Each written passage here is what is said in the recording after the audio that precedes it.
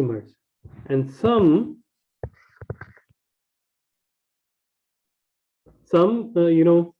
orders are like that, okay, book for us and we will pick from you. In that case, possession transferred. Now if any wear and tear occurred, that is the part of customer's responsibility, not ours. All right. So consigned goods, remember, are only those are going to be included in our inventory, which we take as a company responsibility to deliver the goods. If any damage occurred, so we replace the good from our own inventory. All right. Similarly, in transit, it depends on shipping terms, whether it's on the including the freight charges or not. So that is also the same principle, that if the possession is transferred, then we deduct the sale units from inventory. Otherwise, it will be the inventory of the company unless possession is or ownership is transferred. All right, guys. Now, let's see that. The shipping term, we have pre on board shipping point and pre on board destination point. So normally those who work on import export, so they already know that. So FOB shipping point, which means the sale occurred at the shipping dock or factory gate of the company. That's it. All right, shipping point, that's it.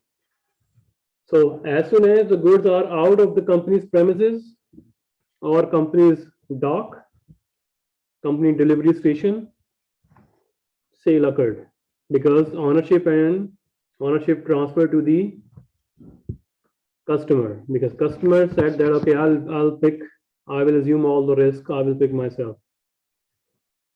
FOB destination means sale occurred when you delivered to the destination of customer's premises or customer's place or whatsoever. All right. So company with legal title to the goods while in transit pay the transportation costs. So in this case,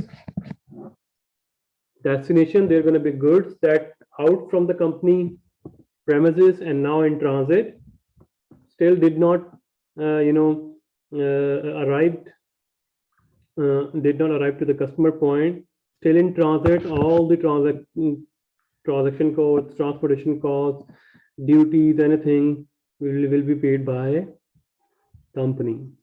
So if you go for import and export, so many companies report you FOB shipping point rates, not FOB destination point. Right? If you ask them at FOB destination point, then they will tell you that, okay, there is a legal structure in your home country is different, our home country is different. So let's just assume that goods are transferred to our Shanghai shipping port and that's it, sale occurred. If anything happened during the sea, anything else, you should buy insurance by yourself. All right. So that is just out of court stuff. Okay. Now, how we account for the inventory. So there are two systems of accounting. Number one is perpetual inventory system. Number two is periodic inventory system. So perpetual means used for all types of goods.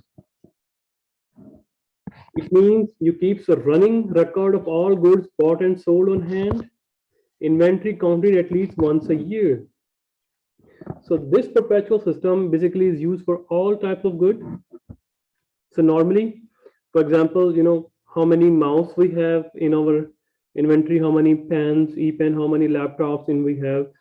The inventory is coming and it's selling. So all the records you are doing on perpetual system, which means there is a running record.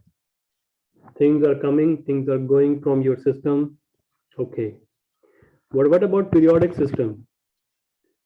So it is used for inexpensive goods and it do not and it does not keep a running record of all goods bought and sold. For example, in clothes factory, thread or buttons, right? So they just bought and they just place it because it's used for many items like shirts, jackets, pants, blankets. The thread is using, so they don't maintain a running record for all those stuff.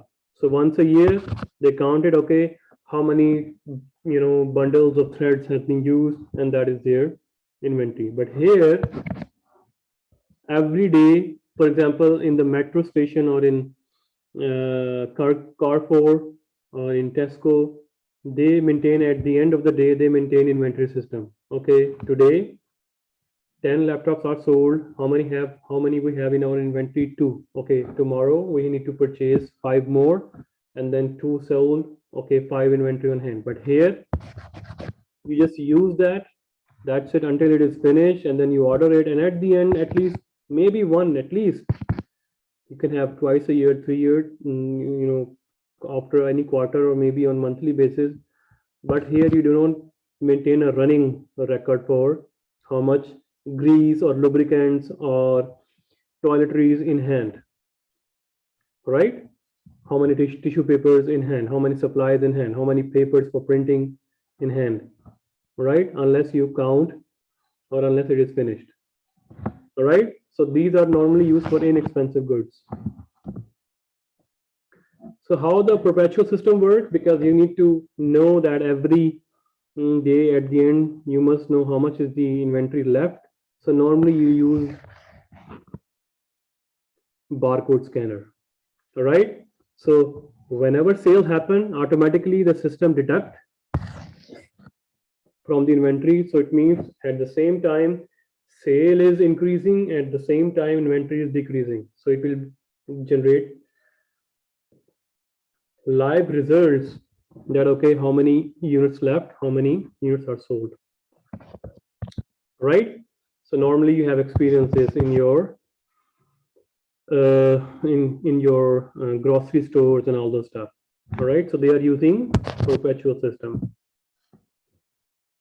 Now here comes a real deal. Let's deep dive into the world of perpetual system, because we are accounting for the normal goods, not inexpensive goods.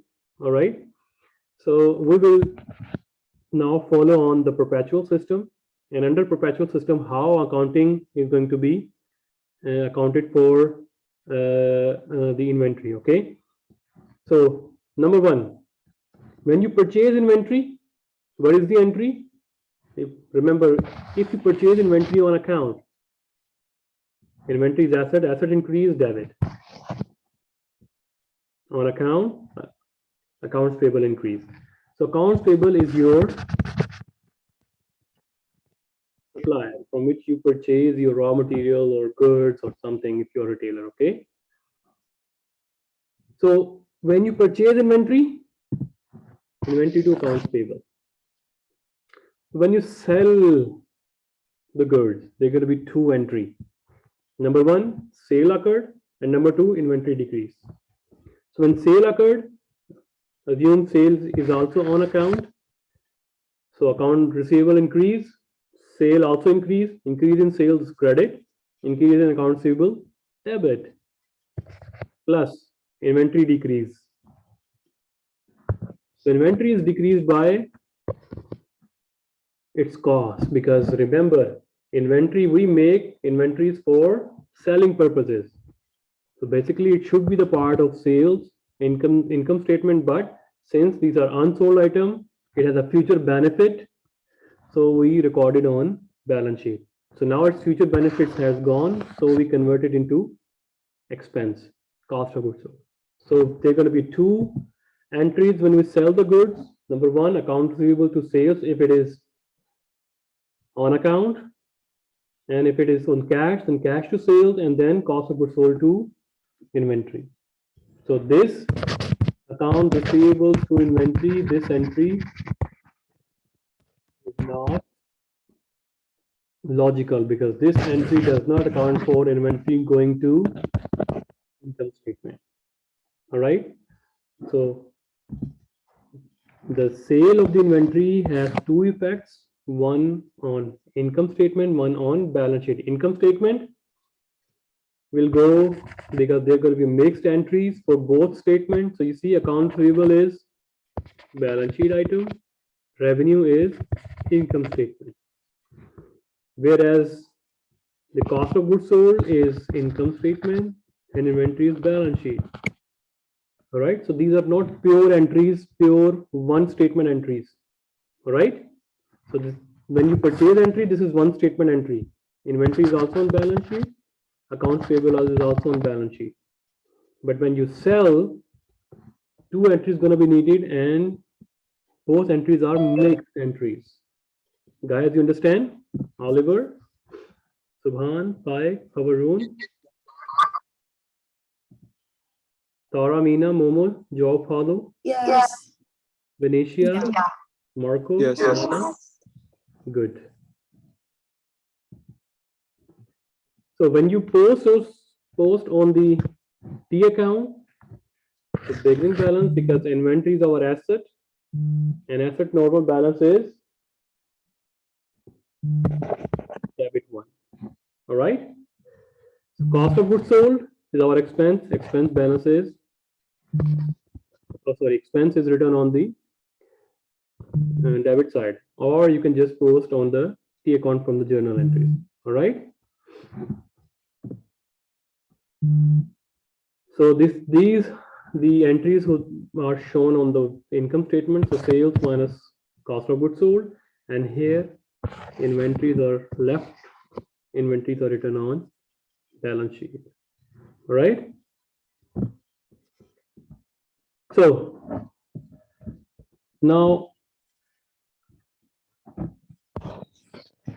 what are the costs of inventory? So as a business, if I'm buying the raw material or the goods, so up till now, just we have talked about, okay, we have 300 units of towel multiplied by 3 costs. So we have 900 in our inventory, right? So now where this 3 is coming from, all right? So let's just talk about this. The cost of inventory includes the purchase price. So you purchase inventory for 600,000. Trade in that you paid any transportation cost from from supplier to here. So supplier does not assume in this case that I will pay the transportation cost. You are assuming the transportation cost. Okay. So any purchase return is going to be less. Any purchase allowance is going to be less. Any purchase discount is going to be less. All right. So remember, inventory cost includes net cost. Net cost, inventory price plus all the expenses you paid minus all the benefits you received from supplier. All right. So let's just talk about the transaction. The journal entry to record a purchase return of the merchandise that costs $500. So this is purchase return. What is the entry here? Accounts payable to inventory.